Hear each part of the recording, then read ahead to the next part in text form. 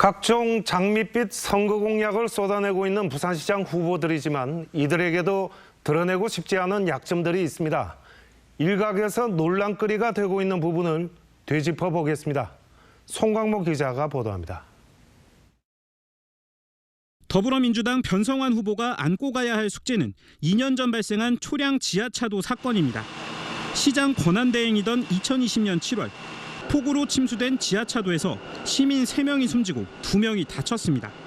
낮부터 호우주의보가 발효됐고 시간당 50mm의 장대비에 만조까지 겹칠 거란 예측이 나왔지만 제때 대비하지 않아 공무원 등 11명이 무더기로 재판에 넘겨진 사건입니다. 변 후보 역시 당시 시정의 총책임자로 논란의 중심에 섰는데 사건 당일 저녁 간담회에 참석하면서 직무를 방임했다는 것이 골자입니다. 검찰 수사에서 간담회 이후 유선으로 상황을 보고받았고 구체적인 업무 지시를 한 사실이 확인돼 법적 처벌은 면했습니다. 하지만 부산시의 최고 책임자로서 재난, 재해 대응 역량이 부족했던 것 아니냐는 의문도 제기됩니다. 변 후보는 취재진의 질문에 대해 유족들에게 다시 한번 사과한다며 도의적 책임을 인정하고 기회를 준다면 안전한 부산을 만드는 데에 전력을 다하겠다고 밝혔습니다. 국민의힘 박형준 후보의 최대 과제는 LCT 처분 문제입니다. 지난해 4.7 재보궐선거 당시 특혜 분양 의혹에 휩싸였지만 지난해 10월 검찰로부터 무혐의 처분을 받았습니다. 하지만 당선 이후 서민 정서에 맞지 않는 집에 산다는 도덕적 비판은 수긍한다.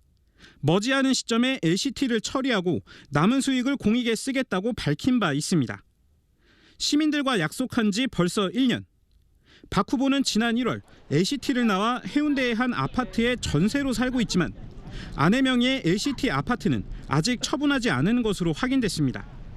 취재진은 박 후보에게 처분의 적기가 과연 언제인지 또 차액에 대한 공익적 사용 방안은 무엇인지 다시 물었습니다. 박 후보 측은 LCT 처리에 대해서는 현재 부부가 함께 여러 방안을 모색하고 있다면서 차익은 사회 공익에 기여하는 방식으로 쓰겠다는 취지는 지켜질 것이라고 답했습니다. 정의당 김영진 후보는 다른 두 후보와 다르게 5건의 전과가 있습니다. 1999년부터 2011년까지 5차례에 걸쳐 벌금 1,500만 원을 냈는데 모두 집회, 시위 도중 법을 어긴 것입니다. 김 후보는 한 자동차 회사에 재직할 당시 고용 안정과 해고자 복직 투쟁을 하며 사옥 점거 농성을 벌였고 그 밖에 노동, 사회 문제 해결을 위해 시위를 하다 생긴 삶의 흔적이라고 취재진에게 밝혔습니다. 행정 경험이 부족한 것 아니냐는 물음에는 국내 대기업과 노동단체 간부로 일한 경험이 있고 부산시장에게 중요한 것은 정치적 결단과 책임지는 자세라고 밝혔습니다. MBC 뉴스 송광모입니다.